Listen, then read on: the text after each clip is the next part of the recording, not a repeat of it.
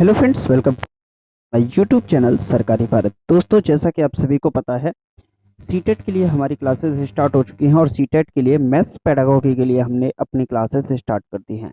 कल जब मैंने मैथ्स पेडागोगी की पहली क्लास दी थी तो उसमें 7 प्रश्न आपको करा दिए थे, जो कि गणितीय शिक्षण शास्त्र से थे, जो कि सीटेट के लिए थे। तो मैथ्स पेडागोगी के कुल मिलाकर अगर प्रश्नों की बात की जाए तो 30 नंबर का मैथ्स आता है, जिसमें से 15 नंबर के आपके न्यूमेरिकल आते हैं और 15 नंबर की आपकी पेडागोगी देखने को मिलती है। तो यहाँ पर बहुत सारे स्टूडेंट ऐसे होते हैं जो कि न्यूमेरिकल में अच्छा स्कोर नहीं कर पाते, तो आप पेडागोगी में अच्छा स्कोर कर सकते हैं। बहुत आसान होता है मेरे प्यारे दोस्तों इनको सॉल्व करना। इनमें कुछ ऐसी टिप्स होती हैं, कुछ ऐसे पॉइंट्स होते हैं, कुछ ऐसे वर्ड्स होते हैं, अगर उनका आप यूज करते हो तो बहुत अच्छे से कर पाओगे मेरे भाई। क्लियर। तो यहाँ पर अगर देखते हैं, प्रश्नों को देखते हैं, प्रश्न जो बनते हैं वो आपके एग्जाम पैटर्न के अकॉर्डिंग आप पढ़ोगे, रिलेटिव कंटेंट पढ़ोगे तो आपको बेनिफिट देखने को मिलेगा। तो ये आपके ऊपर डिपेंड करता है कि आप कहाँ से पढ़ रहे हैं, कैसा कंटेंट पढ़ रहे हैं और रिलीवेंट कंटेंट है कि नहीं, जो कि एग्जामिनेशन से रिलेटेड है।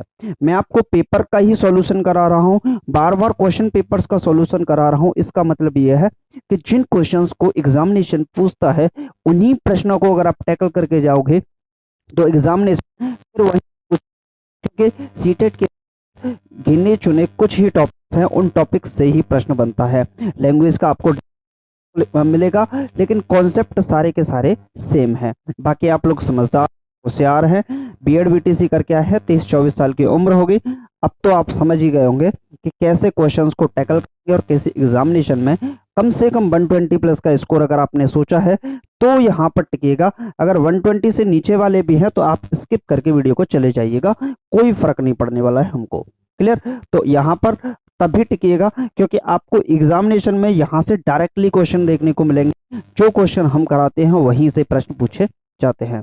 तो चलिए स्टार्ट करते हैं, मैं आपका वक्त जाया नहीं करूंगा। क्लियर। तो पहला प्रश्न आपके स्क्रीन पर है। प्रश्न है, गणित के शिक्षण अधिगम के बारे में कौन सा कथन सही नहीं है। मेरे प्यारे भाई, जब भी प्रश्न पूछा जाता है तो 15 क्वेश्चन जो आते हैं उन 15 क्वेश्चन में से 3 से 4 क्वेश्चन ऐसे होंगे जो कि आपको नोट से रिलेटेड प्रश्न पूछे जाएंगे। बच्चा यहाँ पर फंस जाता है और पॉजिटिव आंसर दे जाता है, जबकि आपको नेगेटिव यहाँ पर छाट आती है। तो पहला प्रश्न था, कौन सा कथन सही नहीं है, किससे रिलेटेड, शिक्षण अधिगम से रिलेटेड। क्लियर। तो लर्निंग से रिलेटेड, टीचिंग लर्निंग से रिलेटेड कौन सा स्टेटमेंट आपका गलत है। तो पढ़ लेते हैं। प्राथमिक कक्षाओं में गणित का जो ज्ञान प्रतिरूपों और सामान्यीकरण के अवलोकन के माध्यम से सृजित किया जा सकता है। यहाँ बोला है, mathematical knowledge can be created in primary classes through observations and patterns and generalization. आप एक बात बताइए, अगर आप प्राथमिक कक्षा के विद्यार्थी को पढ़ाना चाहते हैं तो प्राथमिक का जो स्टूडेंट होगा वो 1 से लेके 5वीं क्लास तक का बच्चा होगा।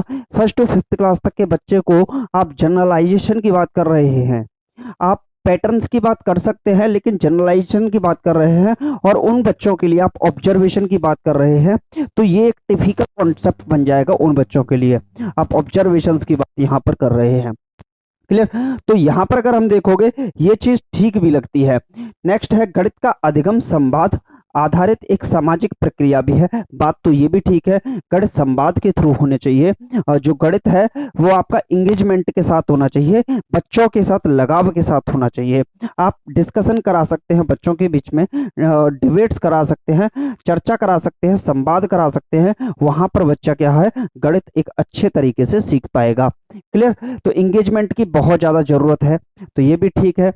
गणित ज्ञान के सृजन में संस्कृति और संदर्भों की कोई भूमिका नहीं है। देखिए, अगर आप सामान्यीकरण करा रहे हैं तब भी बात चल जाएगी, ऑब्जर्वेशंस करा रहे हैं, सिखा रहे हैं, कुछ नया बच्चा सीख पा रहा है यहाँ पर। क्लियर। तो ये भी बात आपकी चल जाएगी। लेकिन अगर यहाँ पर बात करें गणितीय ज्ञान का सृजन, यानी कि जो गणित का ज्ञान का सृजन है, संस्कृति और संदर्भ में कोई भूमिका नहीं होती, तो इसकी भूमिका होती है, भूमिका है।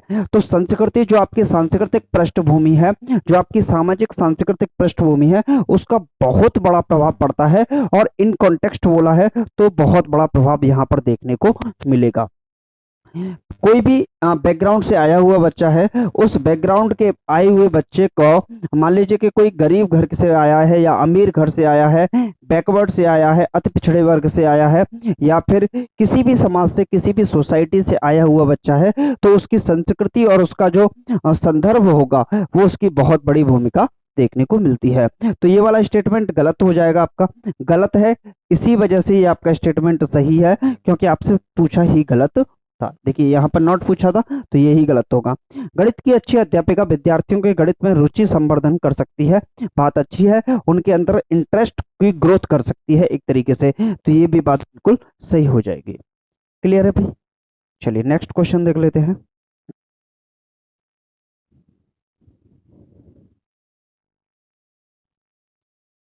नेक्स्ट क्वेश्चन आपकी स्क्रीन पर है, लगाइए क्या हुआ।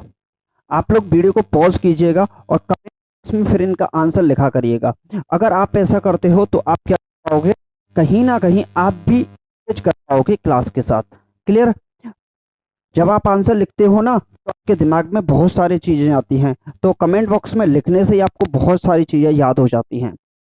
प्रश्न है, निम्नलिखित में से कौन सी गणित समावेशी कक्षा, समावेशी कक्षा क्या होती है? एक ऐसा क्लासरूम, इंक्लूसिव क्लासरूम बोलते हैं, और इंक्लूसिव क्लासरूम का मतलब होता है एक ऐसा क्लासरूम जिसके अंतर्गत आपका अमीर बच्चा भी होगा, गरीब बच्चा भी होगा, पिछड़े वर्ग से भी होगा, अति पिछड़े वर्ग से भी होगा, किसी भी सोसाइटी से आया हुआ बच्चा हो सकता है, मल्टीलिंग्विज्म बच्चा हो सकता है, बहुभाषी बच्चा पर आपको को मिल सकता है। यानी कि एक ऐसा क्लासरूम जहां सभी प्रकार की विविधताएं पाई जा रही हैं, यानी कि डाइवर्सिटी पाई जाए, उसे बोलेंगे समावेशी कक्षा। के लिए सबसे कम प्रभावशाली शिक्षण शास्त्रीय प्रणाली क्या है? यहां भी आपसे पूछा है कम प्रभावशाली, एक तरीके से आपसे नोट ही पूछ लिया है मेरे प्यारे भाई। तो यहाँ पर देखेंगे तो आईसीटी, सूचना संप्रेषणात्मक तकनीकी का उपयोग, बात तो ठीक है। अगर आप आईसीटी का प्रयोग कर रहे हैं तो इंक्लूसिव के अंतर्गत बच्चों को आप आईसीटी के थ्रू पढ़ा सकते हैं, सिखा सकते हैं, आप उनको सूचना इंफॉर्मेशन के थ्रू सिखा सकते हो, टेक्नोलॉजी के बारे में सिखा सकते हो, कम्युनिकेशन के बारे में यहाँ पर सिखा सकते हो। मानकीकृत टेस्टों का प्रयोग करके, मैं अभी 1 मिनट के लिए इसको रोकता हूँ। मॉडल जैसे कि स्पर्शीय आरेख और गिनतारा का प्रयोग करके, गिनतारा का जो प्रयोग किया गया है, गिनतारा हुआ, आपकी टाइल्स का प्रयोग हुआ, मॉडलिंग का प्रयोग हुआ, आपका डिन्स ब्लॉक्स का प्रयोग हुआ, जियो बोर्ड का प्रयोग हुआ, ये सारे के सारे जो प्रयोग है मैथमेटिक्स के अंदर बहुत अच्छे माने जाते हैं प्राथमिक कक्षाओं के लिए, तो इनका प्रयोग बहुत ही ज्यादा बेहतर माना जाता है। तो आप इसको तो बिल्कुल सही मानेंगे और इसको भी सही मानेंगे। रचनात्मक और योगात्मक टेस्टों का प्रयोग करके, फॉर्मेटिव और समेटिव आप टेस्ट ले सकते हो बच्चों का। फॉर्मेटिव टेस्ट का मतलब होता है ड्यूरिंग द क्लास या ड्यूरिंग द स्टडी बोल सकते हो, अध्ययन के दौरान जो टेस्ट लिए जाते हैं, एक ऐसा टेस्ट जो अध्ययन की शुरुआत में भी लिया जाए, बीच में भी लिया जाए और अध्ययन के अंत में भी लिया जाए, इसको रचनात्मक बोल सकते हैं। इस अंतर्गत आपको इनोवेशंस देखने को मिल सकते हैं, नवाचार देखने को मिल सकते हैं। दूसरा है योगात्मक समेटिव, ये होता है टर्म एंड एग्जाम, यानी कि ईयरली बेस पर जो एग्जामिनेशन होते हैं उनको बोलते हैं योगात्मक आकलन। तो ये दोनों के दोनों अगर हो रहे हैं तो बिल्कुल सही है। पूछा था कम प्रभावशाली क्या है, तो देखिए मानकीकृत पैटर्न टेस्टों का प्रयोग करके, मानकीकृत का मतलब हो गया कि एक बार जो आपने रूल्स रेगुलेशंस बना दिए उसके आधार पर जो आप परीक्षा ले रहे हो उसे बोलेंगे स्टैंडर्डाइज टेस्ट, यानी कि मानकीकृत परीक्षा। क्लियर? तो आपको स्टैंडर्डाइज नहीं रखना है, आपको इसको रखना है फ्लेक्सिबल। अगर ये फ्लेक्सिबल होता तो बिल्कुल सही हो जाता, यानी कि लचीला। आपका टाइम टेबल हो, स्कूल का टाइम टेबल हो, या फिर आपके क्लासरूम में बैठने की जो व्यवस्था है, या फिर आपके जो टेस्ट हैं, या फिर आपके रूल्स रेगुलेशन है, वो फ्लेक्सिबल होने चाहिए, ना कि स्टैंडर्डाइज। स्टैंडर्डाइज में एक तरीके से बच्चा बंध जाता है और वहां पर वो एक तरीके से ऐसा महसूस करता है, बहुत ही ज्यादा खराब वातावरण को महसूस करता है, वहां सीखने की उम्मीद उसकी बहुत कम हो जाती है। तो ये वाला ऑप्शन आपका सही हो जाएगा, क्योंकि आपसे गलत पूछा था, इसका मतलब कम प्रभावशाली है, तो सबसे कम प्रभावशाली यही होगा, मानकीकृत टेस्टों का प्रयोग। अगर फ्लेक्सिबल टेस्ट होते तो यहाँ आंसर सही हो जाता। क्लियर? चलिए नेक्स्ट क्वेश्चन देख लेते हैं।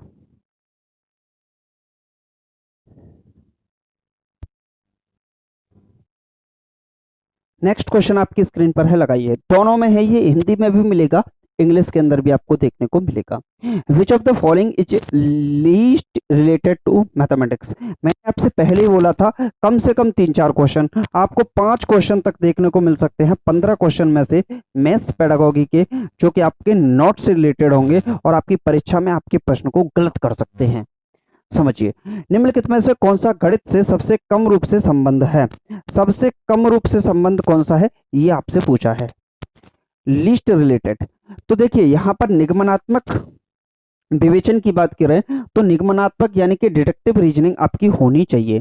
डिडक्टिव रीजनिंग भी देखने को मिलनी चाहिए आपको, इंडक्टिव रीजनिंग भी मिलनी चाहिए, आगमनात्मक विवेचन भी मिलना चाहिए, निगमनात्मक विवेचन भी देखने को मिलना चाहिए। अगर हम जीन पियाजे की बात करें तो उन्होंने जो चौथी स्टेज बताई थी औपचारिक या अमूर्त संक्रियात्मक अवस्था, उसके अंतर्गत की इसकी बात की गई थी। हाइपोथेटिकली डिडक्टिव रीजनिंग की बात उन्होंने की है। क्लियर।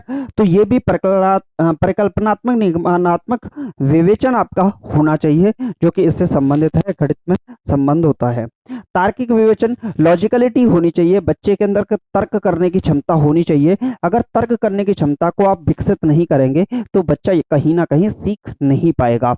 उसके अंदर हिंडर की भावना यानी कि बाधा होगी, ऑब्स्टिल्स रुकावट की भावना आपको वहां पर देखने को मिल सकती है।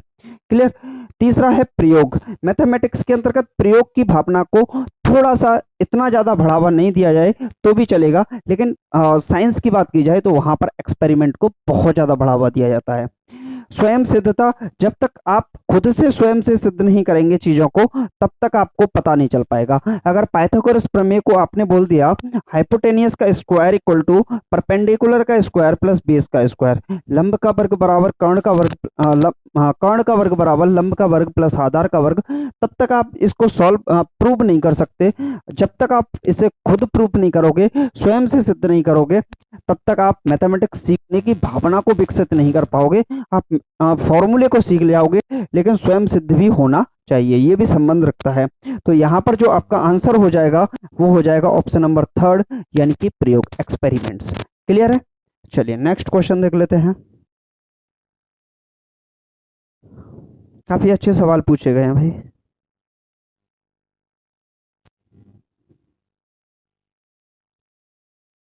लगाइए क्या होगा। नेक्स्ट क्वेश्चन आपकी स्क्रीन पर है, बहुत अच्छा सवाल है। क्वेश्चन है, निम्नलिखित कथनों में को पढ़िए और सही विकल्प का चुनाव कीजिए। यानी कि आपको सही विकल्प का इस बार चुनाव करना है, कौन सा विकल्प इनमें से सही होगा ये तो पढ़कर ही पता चलेगा। एक एक करके सबके सारे स्टेटमेंट को पढ़ते हैं। प्रश्न है मेरे भाई S1, पहला स्टेटमेंट है दहन की सभी अभिक्रियाएं ऊष्माक्षेपी अभिक्रियाएं होती हैं। देखिए दहन की सभी अभिक्रियाएं ऊष्माक्षेपी अभिक्रियाएं होती हैं। अगर बात करें हम ऊष्माक्षेपी की, ऊष्माक्षेपी की बात करें, एक होती है ऊष्माक्षेपी और एक होती है आपकी ऊष्माशोषी, ऊष्माशोषी अभिक्रिया। तो ऊष्माशोषी अभिक्रिया होती है, यहाँ पर आपकी जो एनर्जी है वो आपको मिलती है, आप ग्रहण करते हो। ऊष्माक्षेपी में आप क्या करते हो, एनर्जी को बाहर निकालते हो। अगर आप एनर्जी को बाहर निकाल रहे हैं, हीट को बाहर निकाल रहे हैं, तो ऊष्माक्षेपी होगी, और ऊष्माशोषी में वह ग्रहण करता है। तो दहन की सभी अभिक्रियाएं ऊष्माक्षेपी अभिक्रिया होती हैं। अगर आप जलाओगे तो कहीं ना कहीं एनर्जी आपकी बाहर निकलेगी। बात तो सही है, यानी कि S1 स्टेटमेंट आपका सही है। तो यहाँ पर बोला है S1 असत्य है, तो ये बात तो गलत हो गई, तो ये ऑप्शन तो आपका निपट गया। इन सभी अभिक्रियाओं में ऑक्सीजन का संयोजन होता है। चलिए भाई, और ऊष्मा उत्सर्जित होती है। अगर कोई ऊष्माक्षेपी अभिक्रिया है, दहन की प्रक्रिया हो रही है, तो ऑक्सीजन आप कैसे कर पाओगे भैया दहन की अभिक्रिया को। क्लियर। तो अब आग अगर आप जलाना चाहते हो तो आप ऑक्सीजन की जरूरत पड़ेगी। क्लियर है। आपने देखा होगा जब आग नहीं जलती तो गांव वगैरह में फूंकनी से हवा लगाते हैं, या फिर आप खुद से फूंक लगाते हैं। ठीक, तो वहां भी आप आग लगाने की कोशिश करते हैं, तो ऑक्सीजन की जो आवश्यकता होती है वो जरूरत है, और ये ऊष्मा उत्सर्जित करती है। तो S2 कहीं ना कहीं S1 की व्याख्या भी कर रहा है। क्लियर। तो S1 और S2 दोनों सत्य हैं। S1 के लिए S2 की व्याख्या बिल्कुल सही है, और S2 में बता दिया है कि अगर ऊष्माक्षेपी अभिक्रिया है तो आपको ऑक्सीजन की आवश्यकता होगी, तभी एनर्जी बाहर निकल पाएगी। तो स्टेटमेंट पहला ऑप्शन बिल्कुल सही हो जाएगा।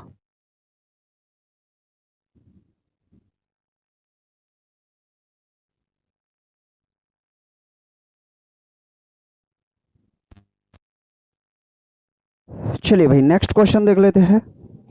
काफी खतरनाक सवाल दे रखे हैं इसमें, अब की बार पता नहीं कहाँ से डाल दिया ये। साइंस और मैथ्स पेडागोगी दोनों ही भर दी, लेकिन ये वाले क्वेश्चंस तो आपके साइंस के क्वेश्चन हैं। एक बार चेक कर लेते हैं भाई।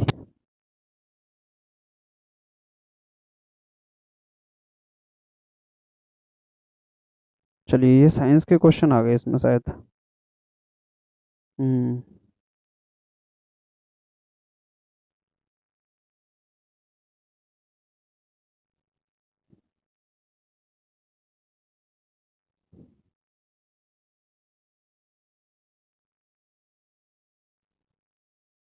चलिए तो ये वाले जो भी क्वेश्चन है वो आपके साइंस के क्वेश्चन आ चुके हैं। तो मेरे भाई जो भी मैथ्स पेडागोगी के क्वेश्चन इस पेपर के बचे थे वो मैंने आपको करा दिए। बाकी जो भी क्वेश्चन आपके नेक्स्ट पेपर में होंगे उनको हम कराते रहेंगे। पहला जो पेपर था ये वाला मैंने मैथ्स पेडागोगी के लिए फर्स्ट पेपर लिया था। इस पेपर से जो भी पेडागोगी के क्वेश्चन पहले करा दिए थे, कुछ कुछ क्वेश्चंस बच गए थे, उन क्वेश्चंस को इस वीडियो में आपको मिल गए होंगे। क्लियर है? तो बाकी के जो भी क्वेश्चंस हैं बाकी क्लासों में मिलते रहेंगे, पेपर्स के माध्यम से करेंगे तो बहुत अच्छे तरीके से कर पाएंगे। क्लियर है? तो चलिए मिलते हैं नेक्स्ट वीडियो में।